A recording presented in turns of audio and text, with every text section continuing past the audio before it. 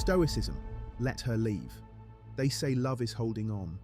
But the Stoics taught me real strength is in letting go, with grace. She didn't slam the door, she didn't curse me, cry, or beg. She just walked away. And in that moment, the world didn't end. It simply reminded me, you don't control the will of others, only your response to it. We think heartbreak is war, but it's not. It's silence. It's standing still in a storm you cannot stop, and realizing the storm is not in the sky, it's inside you. The great Roman emperor Marcus Aurelius once wrote, "You have power over your mind, not outside events. Realize this, and you will find strength." That quote used to sound poetic. Now, it sounds like survival. I loved her, not obsessively, not selfishly, but genuinely. Enough to say, if you no longer choose this path with me, then walk yours, and I'll walk mine, without bitterness, without begging, without blame. Because Stoicism teaches that nothing, no lover, no dream, no plan, is truly ours. Everything is on loan from the universe, and when the time comes to give it back, we must do so willingly. Seneca said, "He who is brave is free." And to love without clinging, that is bravery. So this is not a story of loss. It is a story of liberation, of stillness, not sorrow, of remembering that letting her go wasn't weakness. It was the purest form of strength I'd ever known. Let her leave, not because you don't care, but because you do, in the highest, most human way possible, without control, without fear, without ownership. This is Stoicism. This is how we heal. 10 ways to let her leave. The Stoic path to peace. 1. Accept reality without resistance. She stood at the doorway, calm, composed, already gone in her eyes. There was no drama, only a quiet finality. You have two choices. Resist what is, or accept it with grace. The Stoic way is to accept, because reality, no matter how painful, is not our enemy, only our expectations are. When you resist the truth, you hand over your peace. The pain doesn't come from the event, it comes from the refusal to face it. Marcus Aurelius reminded himself daily, "The impediment to action advances action. What stands in the way becomes the way." Her leaving wasn't just an obstacle, it was a lesson. She did not choose to stay. And that is all the truth you need. The pain is temporary. The resistance is optional. You might sit alone in that apartment, surrounded by memories, but that's where you begin the real work. Not of forgetting her, but of remembering who you are when no one is watching. Acceptance isn't passivity, it's power. It is you saying, "This hurts, but I do not deny it. I embrace it because it is mine to feel." She made a choice. Now make yours, not to cling, not to question, but to open your hands and let her go. Accept it, without drama, without ego, because the moment you do is the moment healing truly begins. Let her leave and let reality in, not as punishment, but as peace. Second question, your attachments. After she's gone, the mind races. Was I not enough? Did I give too little? Too much? But Stoicism asks, what exactly are you grieving? The person or the identity you built around them? To love is natural, to depend is dangerous. Learn to differentiate the two. The grief doesn't just come from the absence of a person, it comes from the collapse of a fantasy, a future imagined, now evaporated. We don't just lose someone, we lose the story we wrote with them. And that's where ego and love blur into one another. Seneca said, "He suffers more than necessary, who suffers before it is necessary." And much of our suffering is not about what happened. It's about the story we tell ourselves about what happened. Ask yourself, did I love her?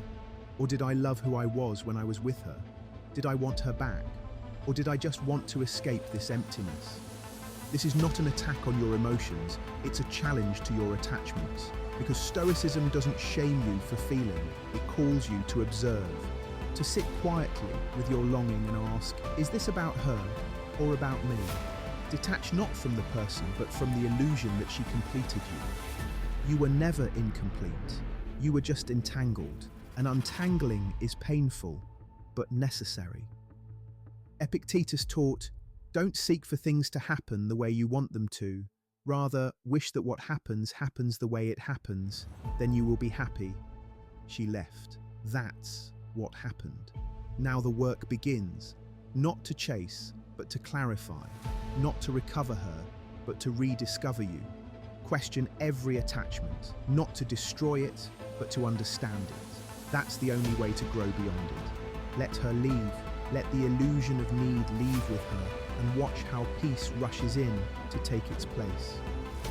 3. Let the past be a teacher, not a chain. The past is a persistent ghost. It knocks when you're trying to rest. It whispers when you're trying to forget. After she left, the past didn't remain silent. It became louder. The smell of her perfume in a passing crowd. The memory of how she stirred her coffee. The way she once laughed when I tried to dance. Memories are not the enemy, but nostalgia, unchecked, can become poison. Stoicism doesn't ask you to erase the past. It demands that you relate to it wisely. Epictetus said, it's not what happens to you, but how you react to it that matters. So I chose to react to the past not with mourning, but with meaning. I turned old memories into lessons. I turned old feelings into insight. I realized that every memory has two choices. It can anchor you or it can educate you. The flashbacks came, but I did not chase them. I observed them. I studied them like a philosopher studies nature, curious but detached. What did that moment teach me? What does her absence reveal about my own fears, my own dependencies, my own expectations? Stoicism encourages us to review the past, not relive it. And in that discipline is power. Her memory was not a chain, it was a classroom, and I was both the student and the subject.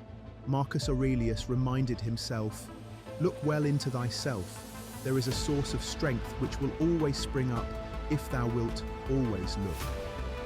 The strength was never in holding on. It was in reflecting deeply and releasing wisely. Let her leave.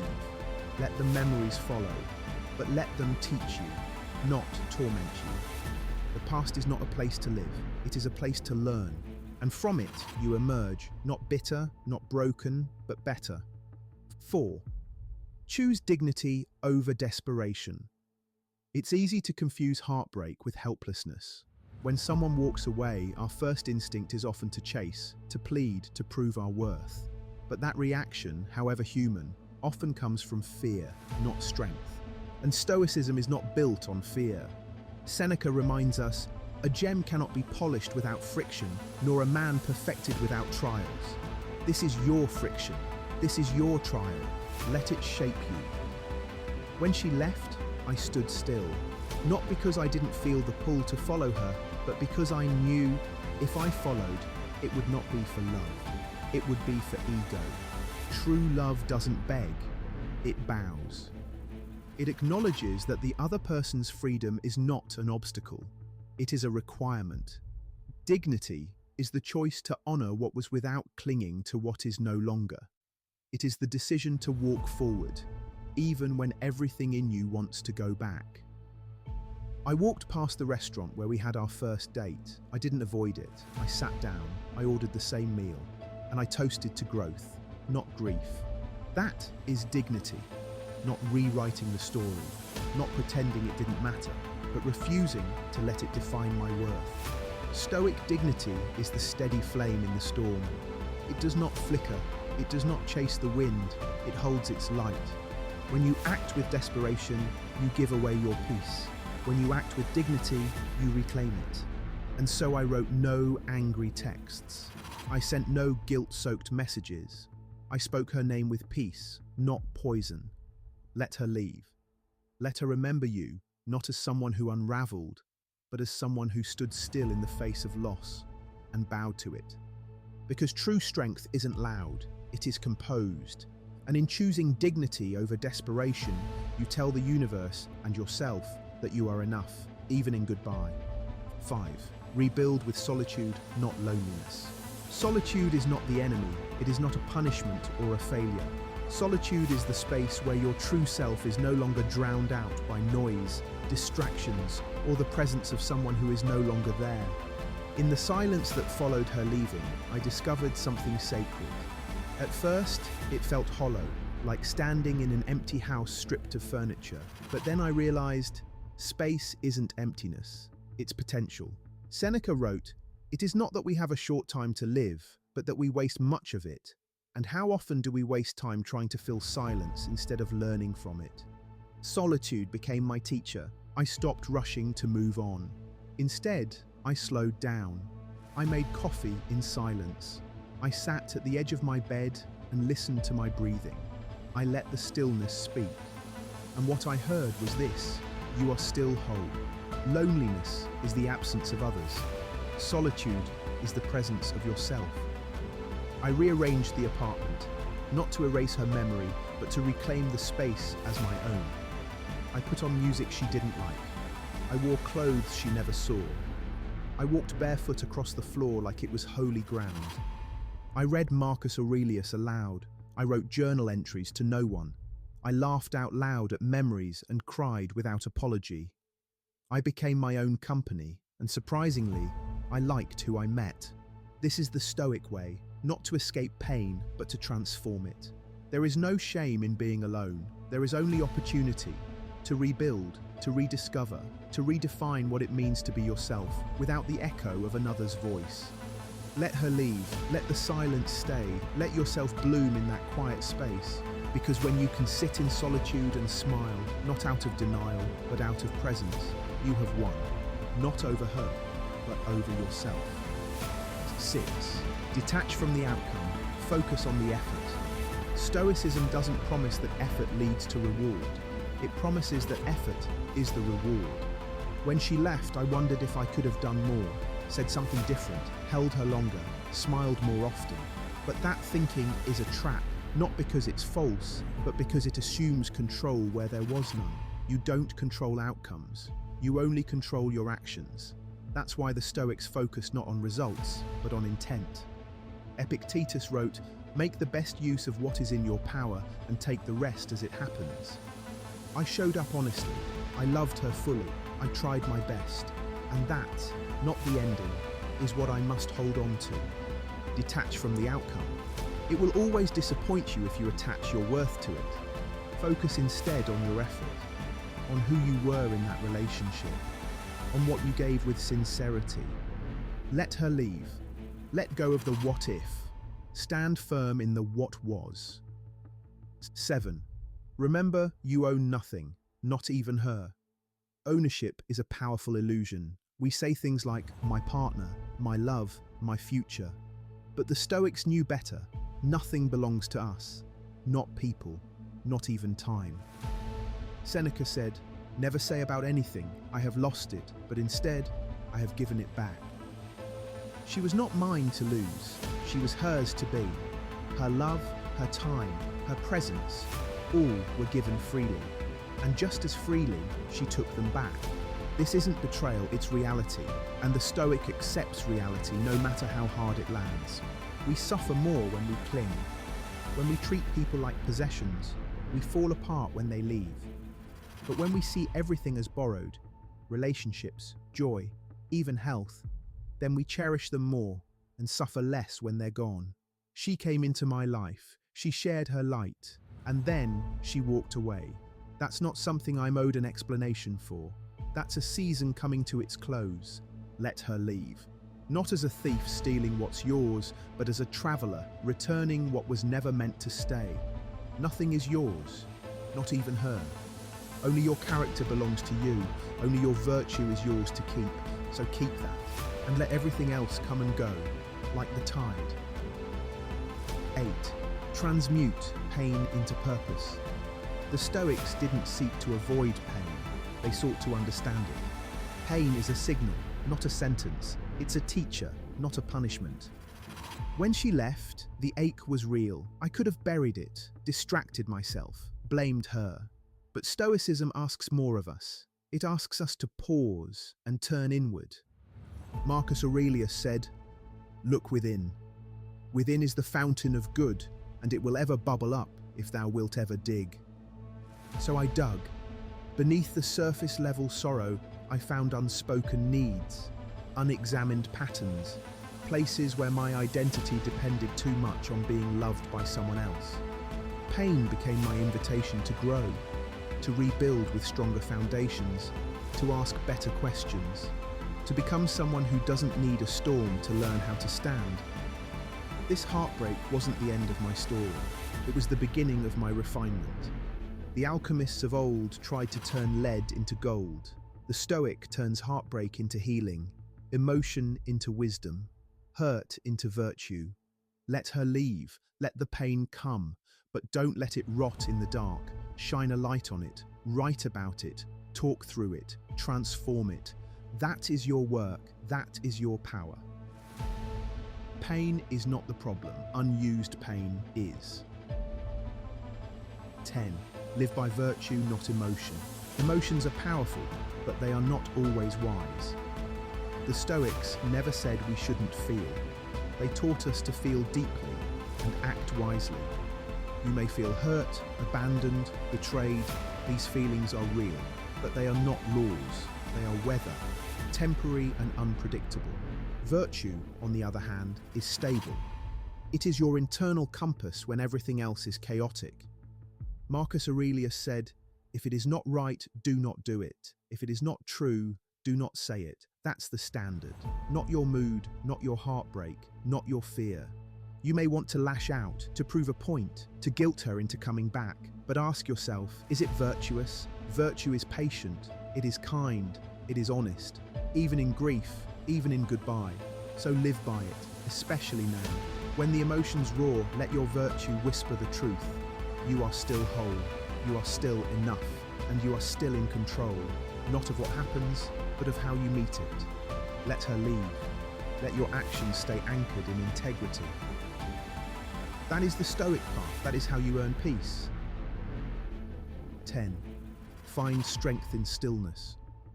Strength is often imagined as something loud, muscular, defiant.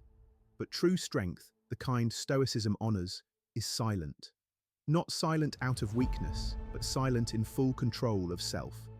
Stillness is not stagnation, it is stability, it is presence, it is the refusal to be dragged by emotion or controlled by circumstance. Marcus Aurelius wrote, "Be like the rocky headland on which the waves constantly break. It stands firm, and around it the seething waters are laid to rest." After she left, I did not collapse.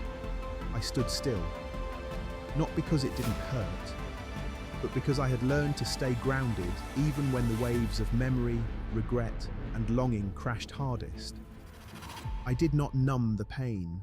I acknowledged it, I faced it, and then I asked it, "What are you here to teach me?" Stillness gave me answers that panic never could. I stopped searching for closure. I became it. I stopped expecting apologies. I made peace without them. Stillness allowed me to see that I wasn't broken. I was simply in a new phase of becoming, one that didn't require her to continue, one that didn't blame her for ending. Strength through stillness is the art of breathing when it feels like you can't, of continuing your walk even when the weight is real, of trusting that you don't have to fight every battle, some you simply outlast. The Stoics didn't avoid emotion, they mastered their relationship with it. They didn't seek to be unaffected, they sought to remain unwavering. Let her leave, let your world shift, let your plans unravel. But stay still. In that stillness, something will emerge, stronger than before, steadier than before. You, not dependent, not afraid, not lost, present, resilient, whole. This is Stoicism, this is how we let go, this is how we rise. If you found strength in these words, if they helped you breathe through something heavy or gave you clarity in a moment of confusion, then let that stillness carry you forward. And if you want more of this, more calm, more clarity, more courage, please don't forget to like, subscribe, and share this video with someone who needs it. Remember, the Stoics weren't cold, they were clear, and clarity is the beginning of freedom. Let her leave, let peace stay. If this resonated with you, consider subscribing for more calm in a chaotic world. Like the video, leave a comment sharing your thoughts, or just type, "I let her leave." Your story matters, your healing matters, and your strength, silent though it may be, is already speaking loud enough.